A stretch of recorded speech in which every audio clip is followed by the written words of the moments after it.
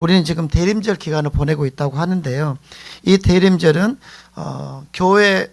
교회가 이제 주후, 그러니까 지금 이제 우리가 지금 주후를 살고 있잖아요.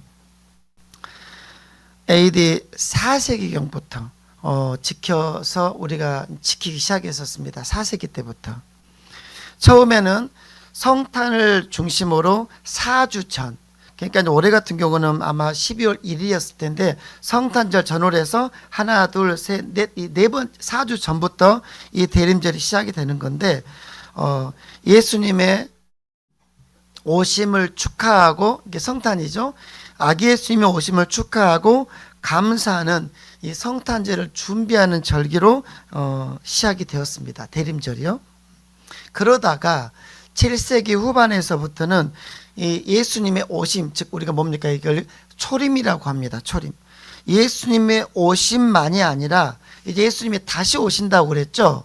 그게 뭡니까? 재림. 그래서 초림만이 아니라 재림을 기다리는 절기로 그 의미가 확대되어서 지키고 있습니다. 그래서 지금은 우리가 뭘 지킨다고요? 성탄절뿐만 아니라 다시 오실 주님을 기다리는 절기로 의미가 확대되어 지키는 것이 바로 대림절 혹은 대강절이라고 합니다. 그래서 이 대림절은 성탄을, 그래서 결론은 준비하는 절기이자 다시 오실 주님, 그래서 재림 주님을 기다리는 절기가 무엇이다? 대림절이다. 그래서 대림절은 성탄을 준비하는 절기이자 다시 오실 주님을 기다리는 절기. 오늘은 대림절, 그래서 세 번째 주일이 되는 겁니다. 지금 우리는 대통령의 비상 계엄 발표, 그리고 그로 인해서 어제 있었지만 대통령 탄핵이라는, 정말 저도 지난 한 주간 뭔 정신으로 살았는지 모르겠어요. 너무 힘들더라고요, 마음이. 이처럼 국가적으로 너무 참담하고 혼란스럽고 굉장히 어수선한 그런 상황 우리가 마주하고 있습니다만, 그럼에도 우리는 차분하게 이 대림절의 의미를 한번 다시 한번 되짚어보고, 그리고 대림절을 보내는 우리의 모습, 즉 뭡니까? 성탄절을 기다리는 성도들의 모습이 어떠해야 되는지를 여러분이 우리가 한번 나눠보았으면 좋겠다라는 이야기입니다. 이 대림절이라는 말이 영어로는 ADVENT에서 advent라고 씁니다. 이렇게 영어로 쓰고 있고요. 이 뜻은 오다, 그리고 도착하다라는 영어 단어입니다. 오다, 도착하다. 원래는 이 단어는 어떻게 쓰였냐면, 과거 로마에서 이제 황제가 즉위를 합니다. 황제가 즉위를 하면 이제 황제가 즉위했으니까 그 나라의 주요한 도시들을 초도 순시를 할 겁니다. 처음으로 방문을 하겠죠. 내가 이제 왕이 되었다라고 하면서 자기 나라나 혹시 정복지의 중요한 도시들을 처음으로 가보는 이 초도 순시를 할 때 쓰여졌던 의전적 용어가 advent라는 단어였어요. 도착하다. 그래서 황제의 방문을 뭐라 했냐면 his advent라고 했던 겁니다. 무슨 뜻입니까? 그분의 방문이라는 뜻이었어요. 황제가 방문할 때 썼던 의전 용어입니다. 그런데 초대교회 성도들은 예수님이야말로 진정한 왕 중의 왕이시다 라고 생각했던 겁니다. 그래서 그분의 탄생, 즉 그분이 이 땅에 오시는 거잖아요. 그래서 그분의 탄생을 똑같이 his advent라고 썼던 겁니다. 여기에서 우리는 이제 대림절이라는 단어를 가지고 오는 거예요. 결국 그래서 대림절은 온 우주의 진정한 왕이신 예수님께서 이 세상에 오심을 준비하는 절기이자 다시 오실 주님을 기다리는 절기가 대림절, 대강절, his advent라고 쓴다라는 이야기입니다.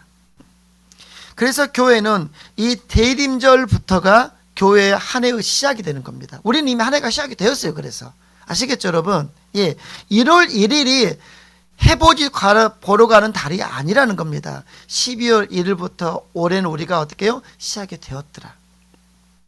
그래서 이 대림절이 시작되면 이제 그 대림절 시작이 되는 주에 모든 교회는 성탄 장식을 하고 본격적으로 이 성탄, 즉 예수님의 오심을 준비하는 분위기를 내게 되는 겁니다. 그래서 오늘 본문에 이제 성탄을 기다리는 성도들은 어떤 모습을 가져야 되는지에 대한 가장 좋은 길잡이 역할을 해주는 본문이 바로 오늘 본문입니다. 내용은 이래요.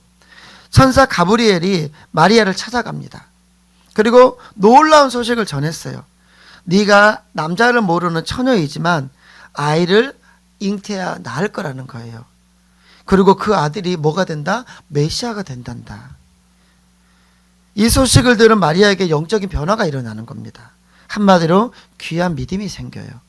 대림절을 보내는 오늘 우리에게도 이와 같은 영적 변화가 있어야 되더라라는 겁니다. 그러기 위해서 우리에게 성탄을 기다리는 우리에게는 어떤 모습이 필요할 것인가를 여러분과 두 가지로 살펴보려고 합니다. 따라서 하겠습니다. 첫 번째는 받은 은혜를 확인해야 합니다. 오늘 본문 28절에서 이 가브리엘 천사는 마리아에게 은혜를 받은 자여라고 말합니다. 불러줘요. 네가 은혜를 받았다. 은혜를 받은 자여라고 부르고 있습니다. 그리고 30절 이하에서는 그러면 네가 무슨 은혜를 받았는지, 즉 마리아가 받은 은혜가 무엇인지를 구체적으로 설명하고 있는 게 30절 이하입니다. 마리아는 하나님께 은혜를 받아서 메시아의 어머니가 될 거라는 거예요. 마리아는 이때 자기가 어떤 은혜를 받았는지 그때 확인했습니다. 내가 메시아의 어머니가 된다고? 여러분, 그래요. 성탄을 기다리면서 우리도 마리아처럼 하나님께 내가 어떤 은혜를 받았는지를 여러분 확인할 수 있어야 합니다. 그러기 위해서 먼저 우리는 내가 받은 은혜를 깨달아야 돼요. 마리아는 자기가 어떤 은혜 받았는지 몰랐어요. 알 수가 없었겠죠, 정확한 표현은. 그런데 천사가 알려준 후에야 비로소 깨닫게 됩니다. 사실 마리아는 메시아의 어머니가 되고 싶은 생각이 전혀 없었습니다. 이것을 마음에 소원으로 품었던 적도 없고, 하나님 내가 메시아의 어머니가 되게 해달라고 기도해 본 적도 없어요. 어떤 인간이 감히 그런 기도를 할 수 있겠습니까? 그런데 하나님께서 일방적으로 자기를 택하셔서 메시아이신 예수님의 어머니가 되게 하셨다라는 겁니다. 정말 놀라운 은혜를 받았던 거예요. 마리아는 이것을 본인은 몰랐는데 가브리엘 천사가 알려준 후에 비로소 내가 이런 은혜를 받았구나라고 확인하고 깨닫게 되는 겁니다. 여러분, 오늘 우리가 예수님을 믿게 된 것도 마찬가지예요. 지난주에도 목사님께서 이런 말씀 하셨는데, 예수 믿고 싶은 간절한 마음 가지고 믿었던 사람 우리 중에 없을 거예요. 예수 믿고자 스스로 막 노력한 것도 아니었습니다. 오히려 여러분 중에 어떤 분들은 예수 믿는 거 조롱했기도 했을 것이고, 때로는 박해까지 했을 거예요. 그러나 하나님께서 그럼에도 일방적으로 우리를 택하셔서 믿게 하신 겁니다. 찰스 콜슨이라는 사람이 있는데, 이 사람은 미국 사회와 그를 아는 세계 많은 기독교 지도자들은 이 찰스 콜슨이라는 사람을 사도 바울처럼 21세기 극적인 회심을 통해서 주님의 일꾼으로 가장 위대하게 쓰임받은 한 사람으로 여겨줍니다. 굉장히 위대한 인물로 쳐줘요. 누가요? 찰스 콜슨이. 우리에게는 이 찰스 콜슨이 자기의 경험을 담은 Born Again, 거듭남이죠. 이 거듭남이라는 제목의 책으로 우리 한국에는 잘 알려져 있는 인물입니다. 이 사람은 어떤 사람이냐면 과거 백악관에서 닉슨 대통령의 법률 특별 고문관이었어요. 천재적인 인물입니다. 미국의 가장 유수한 대학을 나왔고 천재적인 인물이었던 사람이 이 찰스 콜슨인데, 그래서 닉슨 대통령의 법률 특별 고문관이었어요. 최고의 권력과 최고의 명예를 누렸던 사람입니다. 가장 높은 자리에 있었던 사람이에요. 세상의 모든 걸 다 쥐고 움직였던 사람. 닉슨의 가장 최측근, 실세, 이 사람이 찰스 콜슨입니다.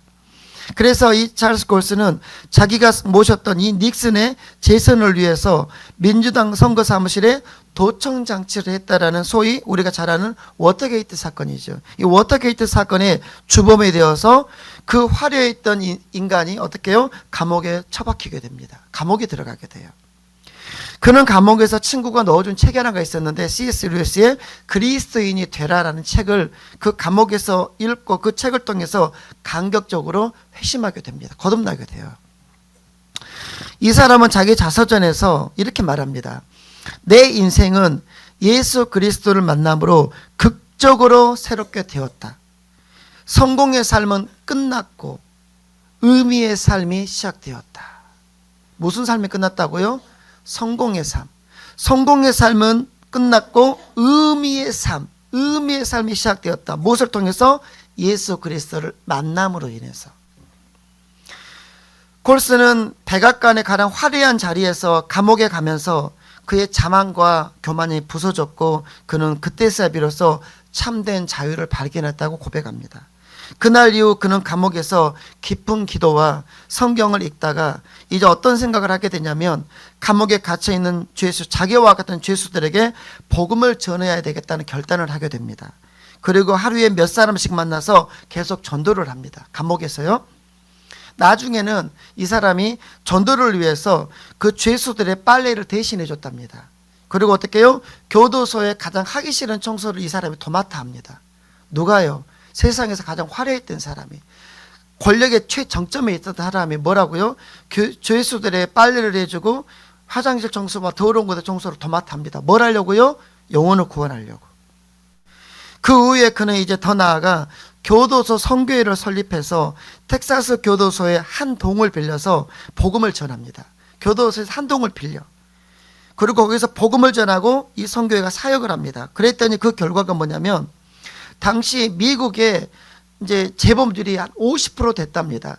감옥에 나오면 따지 죄를 짓는 사람이 두 사람에 한 명이었다는 이야기죠.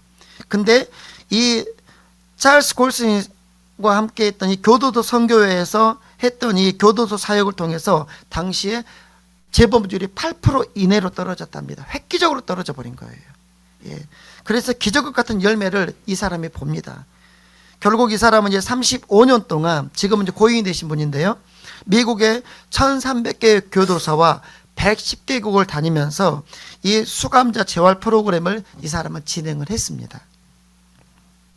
그의 후반기 인생은 그렇게 되었더라는 겁니다. 그는 자기 자신에서 이렇게 고백합니다. 내 삶에서 진정한 재산은 전과자라는 나 자신의 엄청난 실패, 바로 그것이었다. 교도소 복역 경험이라는 나의 커다란 치욕이 하나님께서 나의 생애를 가장 유용하게 사용하시기 위한 시작이었던 것이다. 하나님은 그분의 영광을 위하여 전혀 영광스럽지 못한 경험을 가진 자를 택하신 것이다. 이분은 한국에도 기독교 교도소를 설립하겠다는 약속을 하고 기독교 교도소 설립 추진위원회를 만들어서 우리나라에 있는데요, 소망교도소를 열게 되었고 현재까지 소망교도소의 재범률은 거의 없다고 합니다. 이렇게 위대한 인생을 살았던 자가 찰스 콜슨. 여러분, 이런 것이 은혜라는 겁니다. 죄 중에 있던 사람, 세상에다 성공만을 꿈꾸면서 모든 어떤 방법을 동원해서라도 성공하기 위해서 막 달렸던 사람, 그래서 백악관의 가장 높은 자리까지 올라갔다가 감옥이라는 가장 낮은 자리까지 떨어져서 소망을 잃어버렸던 이 사람, 이 찰스 골슨에게 어느 날 주님이 일방적으로 찾아오셨다라는 거예요. 일방적으로. 그리고 예수 믿고 이 사람이 구원받게 되었습니다. 거듭나게 되었습니다. 전혀 다른 새 사람이 되었어요. 성공을 쫓아가던 사람이 의미를 쫓아가는 사람이 되었다라는 겁니다. 자기 고백대로. 이것이 무엇입니까? 전적인 하나님의 은혜라는 거예요. 이게 은혜라는 겁니다. 여러분, 우리도 마찬가지예요. 나는 아무것도 기대하지도 어떤 것도 하지 않았지만 주님께서 우리를 택하셔서 어느 날 주님께서 나와 여러분의 인생에 찾아오셨습니다. 그래서 그분을 믿게 되었고 하나님 백성으로 살아가고 있는 줄로 믿으시기를 바랍니다. 이것이 은혜예요. 이게 은혜입니다. 사랑하는 여러분, 천사가 마리아에게 했던 말, 은혜를 받은 자여, 이 말은 곧 오늘 우리에게 하신 말로 여러분 믿으시길 바랍니다. 은혜를 받은 자요. 저와 여러분은 하나님의 크신 은혜를 받은 사람들입니다. 성탄을 기다리는 이 대림절에 우리는 가장 먼저 내가 이 은혜를 받았구나, 내가 하나님으로부터 구원받은 은혜를 받았구나라는 것을 깨닫는 여러분 되시기를 축복합니다. 다음으로 우리는 그러면 그 받은 은혜에 감사해야 합니다.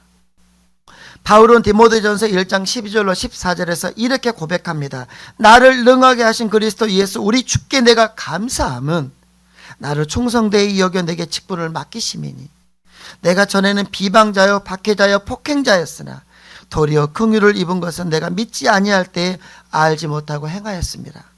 우리 주의 은혜가 그리스도 예수 안에 있는 믿음과 사랑과 함께 넘치도록 풍성하였도다.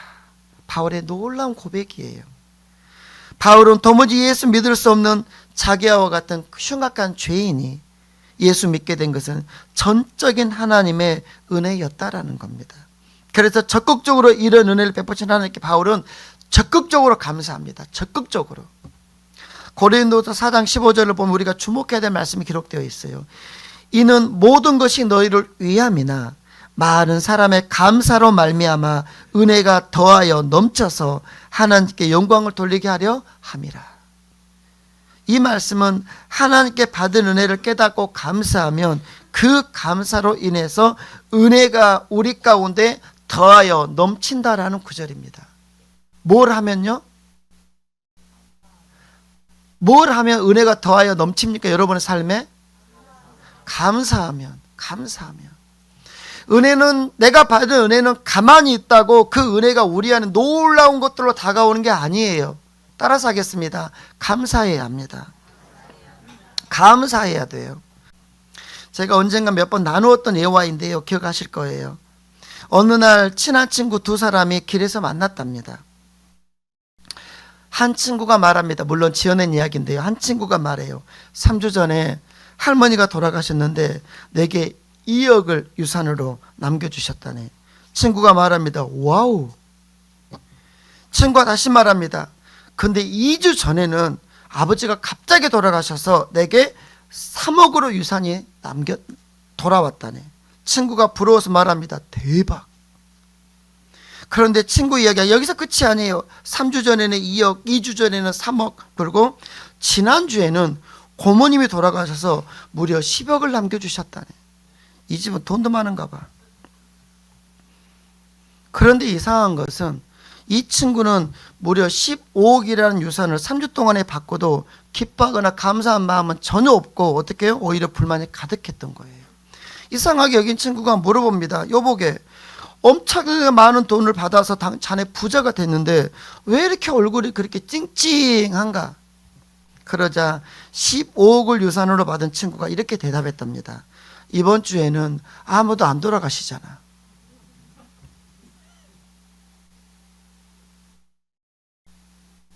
여러분, 제가 이 예화를 몇 번을 말했는데요. 저는 이걸 볼 때마다 누가 지어낸 이야기인데, 야, 인간의 본 모습이 기가 막히게 표현되어 있구나 그 생각을 해봤어요. 인간의 본 모습. 이번 주에는 누가 안 죽어도 화가 나는 거야 이제. 여러분, 인간의 욕심이라는 것이 아무것도 없을 때를 기준으로 생각하는 게 아니라, 밑바닥일 때, 가장 어려울 때를 기준으로 생각하는 게 아니라, 참 우리는 이상하게도 나에게 무언가 있을 때를 기준으로 생각합니다.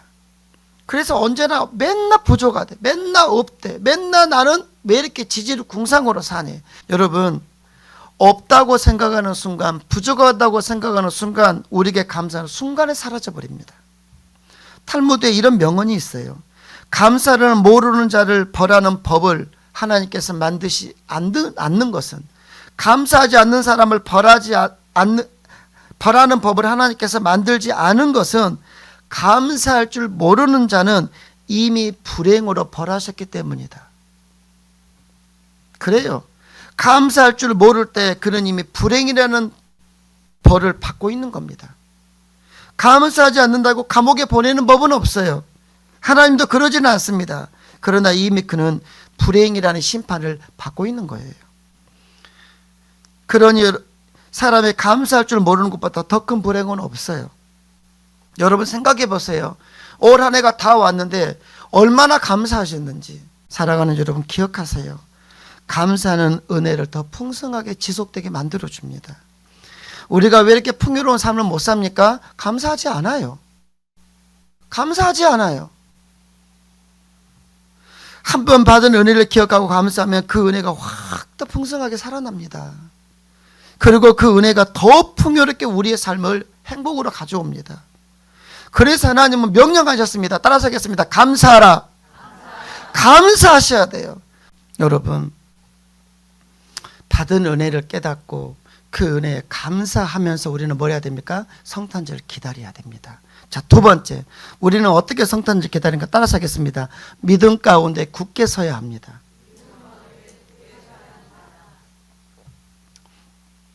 본문을 보면 마리아는 처음에는 천사의 말을 믿지 못했죠. 그런데 천사의 말을 듣고 천사의 설득을 통해서 그 사실을 믿게 됐고 순종하며 준비하게 됐습니다. 어떻게 이렇게 되었을까요? 우리도 마리아처럼 믿음 안에 서게 되려면 어떻게 해야 되느냐라는 겁니다. 먼저는 그래서 말씀을 믿어야 돼요. 말씀을 믿어야 돼요. 본문의 마리아는 천사의 말을 듣고 허벌나게 놀랬겠죠. 얼마나 놀랬겠어요. 믿어지지 않았을 겁니다. 왜요? 남자를 모르는 여자잖아요. 나는 남자를 모르는데 어떻게 내가 임신을 할 수 있냐 그 말이죠. 그래도 34절에서 마리아는 이렇게 말합니다. 나는 남자를 알지 못하니 어찌 이 일이 있으리까? 당연한 이야기입니다. 상식적이면 이성적으로 분명히 맞는 말이에요. 마리아가 할 수 있는 말입니다. 난 남자를 모르는데 어떻게 내가 임신할 수 있습니까? 그래요. 우리는 많은 경우에 우리의 상식이 맞지 않는다고 해서 하나님 말씀 믿지 않습니다. 오늘 본문의 마리아도 그래서 처음에는 어떻게 해요? 천사의 말에 천사가 말하는데도 어떻게 이런 일이 있겠습니까? 라고 믿지 못하면 의문을 제기했던 겁니다. 이에 대해서 오늘 본문 37절은 뭐라고 말합니까? 대저 하나님의 모든 말씀은 능하지 못하심이 없느니라. 즉 하나님의 말씀 어떻게 해요? 과학과 이성을 초월한다는 거예요. 네가 남자를 몰라? 그래 알아. 하나님도 알고 나도 알아. 그런데도 하나님께서 원하시면 남자를 몰라도 어떻게 잉태할 수 있단다. 이거는 마리아로 유일무이합니다. 아시겠죠 여러분? 어찌됐든 하나님께서 세상을 말씀으로 창조하신 분이 남자를 모르는 여인이 잉태하도록 하는 것이 어려울까요? 쉬울까요? 쉽죠. 아무 일도 아니에요. 그래서 말씀하시는 거예요. 하나님의 모든 말씀은 능하시 못하심이 없다. 무엇이든지 할 수 있단다. 그 결과 인간의 생각으로는 아무리 불가능해 보여도 말씀하신 그대로 이루어지는 겁니다. 이 사실을 믿고 사는 사람이 누굽니까? 성도예요. 하나님께서 허락하시면 따라서 하겠습니다. 된다. 여러분, 이게 믿음이라는 거예요. 안타까운 건 저도 목사로 길다면 길고 짧다면 짧은 인생을 살아오고 있지만 목사로서 성도들을 볼 때 안타까운 게 뭐냐면 내가 하나님이야. 무슨 말이에요? 자기 생각에 될 것 같으면 되는 것 같고 자기 이성과 경험과 판단에서 안 될 것 같으면 하나님도 못 하신다고 믿는 거예요. 건강 문제, 돈 문제, 자녀 문제, 부부 문제, 미래의 문제. 여러분, 노력하지 말란 말이 아니에요. 노력하셔야 돼요. 여러분이 미래를 위해서, 미래의 노후를 위해서, 자녀들을 위해서 열심히 노력하십시오. 그러나 여러분의 노력만 가지고 될 거라고 생각하시는 사람은 성도 아니란 말이에요. 성도가 아니에요. 그분들은. 그 사람은 그냥 세상 사람도 그렇게 살아요. 내가 계산기 때려보고 이렇게 하고 이렇게 될 것 같으니까, 그리고 자기 이성과 자기 경험을 넘어가지를 않아. 하나님을 믿고 하나님께 맡기면서 이렇게 하면 될 것 같은데 아니 그렇지 않아. 그 말이 똑같은 말입니다. 나는 남자를 알지 못하는데 어떻게 내가 잉태할 수 있습니까? 이 말이에요. 내게 능력이 이거밖에 없는데 내게 이거밖에 없는데 내가 뭘 할 수 있겠습니까? 하나님이 뭘 할 수 있겠습니까? 믿지를 않고 좌절하고 낭망하고 포기해버리고. 내가 우리 아이들한테 개인적으로 애들 하나씩 불러서 하는 이야기입니다. 너 하고 싶어? 네. 그럼 할 수 있단다. 노력하면 된단다. 내가 아이들 개인적으로 불러서 그런 말을 해요. 꿈터에서. 너 정말 하고 싶니? 너 공부하고 싶니? 너 공부 잘하고 싶니? 먼저는 그것부터 물어봐요. 네. 그 아이에게 너는 이것만 고치고 이거 이렇게 하면 이렇게 할 수 있단다. 저 그렇게 애들 코치를 해요. 사랑하는 여러분, 하나님의 말씀은 능하지 못함이 없음을 믿으시길 바랍니다. 이걸 못 믿으면 성도 아니에요. 그 사람은 계속 인생의 무거운 짐을 등에 짊어지고 꾸역꾸역 인생을 갈 거예요. 하나님께서 들어주신다는데, 맡아주신다는데 그냥 자기가 꾸역꾸역 짊어지고 가요. 얼마나 많은지 그런 사람들이. 마리아는 이 말씀을 믿었습니다. 능하지 못하심이 없단다라는 말에 마리아는 아멘 하는 거예요. 여러분, 대림절은 아기 예수뿐만 아니라 이제 예수님께서 이 땅에 다시 오심, 즉 재림을 믿고 기다리는 절기라고 제가 설명 여러 번 드렸죠. 그런데 많은 사람들은, 아니 성도들 중에서 어떤 사람들은 역사의 종말을 믿지 않아요. 하나님의 천지창조를 믿지 않는 것처럼 역사가, 이 지구가 예수님의 재림으로 끝이 날 것을 믿지 않아요. 성도들 중에서도. 주님께서 다시 오신다라는 이것을 농담이라고 생각합니다. 성도들 중에서도. 기독교인들끼리, 믿음 좋은 사람들끼리, 목사님들끼리 그냥 하는 말로 치부해버려요. 근데 여러분, 우리 깊이 생각해 봐야 돼요. 신약 성경만 보더라도 예수님께서 다시 오신다라는 것이 무려 318번이나 언급되고 있습니다. 몇 번이요? 다시 오신다. 내가 다시 가리라. 예수님의 재림이 언급되고 의미하고 있는 구절이 318개만 나와요. 사도행전 1장 11절에 이렇게 말씀합니다. 갈릴리 사람들아, 어찌하여 서서 하늘을 쳐다보느냐. 너희 가운데서 하늘로 올려지신 이 예수는 하늘로 가심을 본 그대로, 따라서 하겠습니다. 오시리라. 예, 하나님 올라가시고 하시는 말씀입니다. 너희가 나 올라가는 걸 봤지, 본 그대로 다시 올 거야. 올라가신 그대로 다시 내려올 거야. 사도행전 1장 11절 9절입니다. 예, 계시록 22장 20절 이렇게 약속합니다. 이것들을 증하신 이가, 증언하신 이가 이르시되 내가 진실로 속히 오리라 하시거늘 아멘 주 예수여 오시옵소서. 성경이 마무리되는 구절입니다. 계시록 22장 20절이 성경이 마무리되고 성경이 덮어지면서 하나님께서 약속하신 것이 무엇입니까? 내가 진실로 속히 오리라, 다시 오리라, 빨리 오리라 믿으시기 바랍니다. 여러분, 예수님은 그래요, 구약의 예언된 모습 그대로 이 땅에 연약한 자의 모습으로 초림 예수로 오셨어요. 아기 예수로 오셨습니다. 구약에서 예언이었습니다. 그리고 성경은 이제 뭡니까? 다시 내가 오리라. 재림이죠. 재림을 약속하고 계십니다. 무려 318번이나. 이 말씀 역시 반드시 곧 이루어짐을 여러분은 믿으시기 바랍니다. 그러므로 우리는 구원자로 오신 초림 예수님을 기다리는 이 대림절에 이제 심판자, 천국과 지옥의 심판자로 오실 재림 예수님을 또한 기다리는 믿음의 모습이 우리에게는 있어야 될 줄로 믿습니다.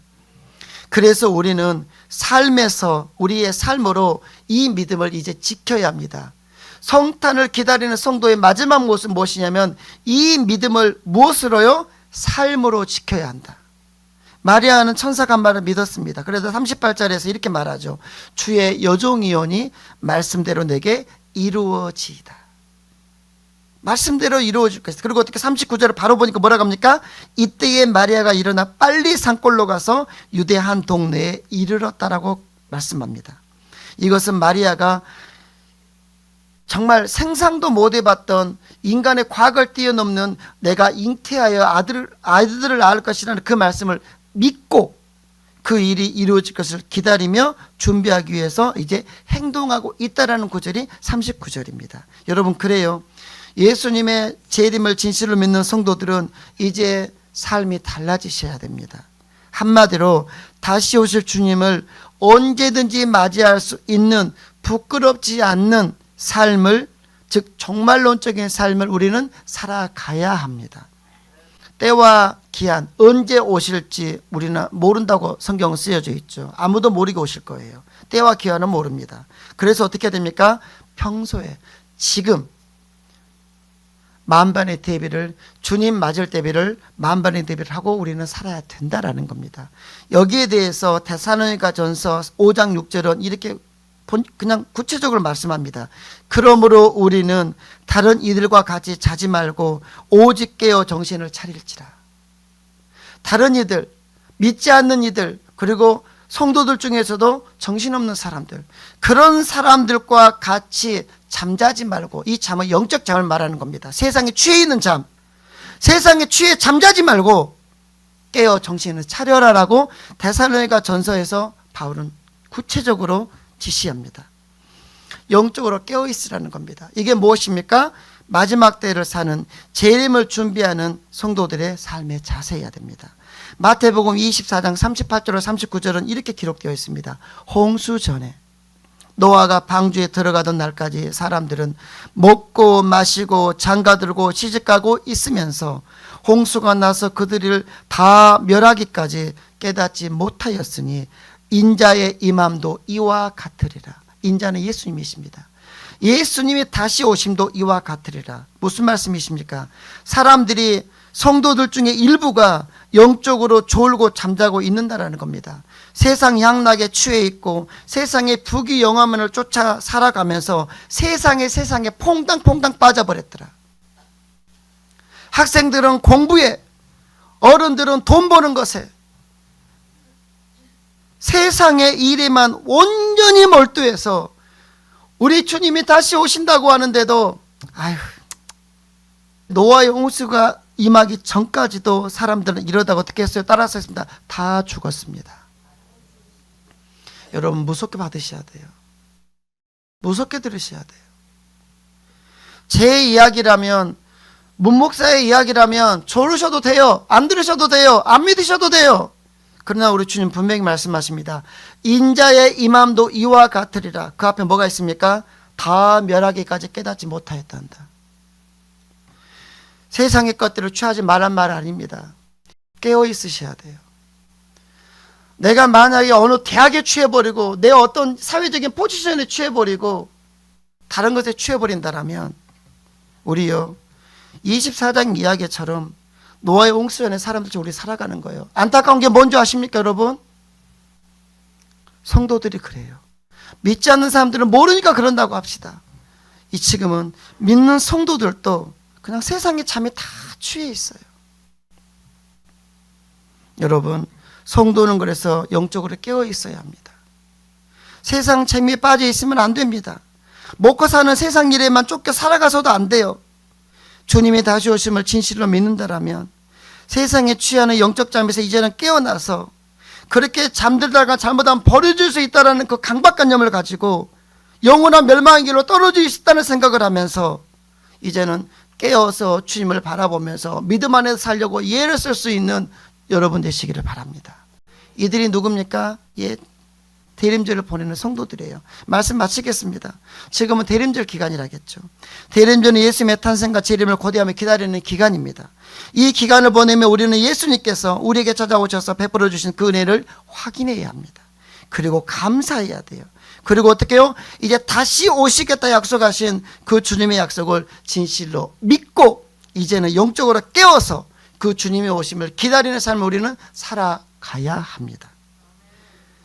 간절히 바라기는 이러한 대림절을 보내는 이러한 성탄을 준비하는 여러분 되시기를, 그래서 주님과 함께 기쁨으로 하루하루 살아가는 여러분 되시기를 주님으로 축복합니다.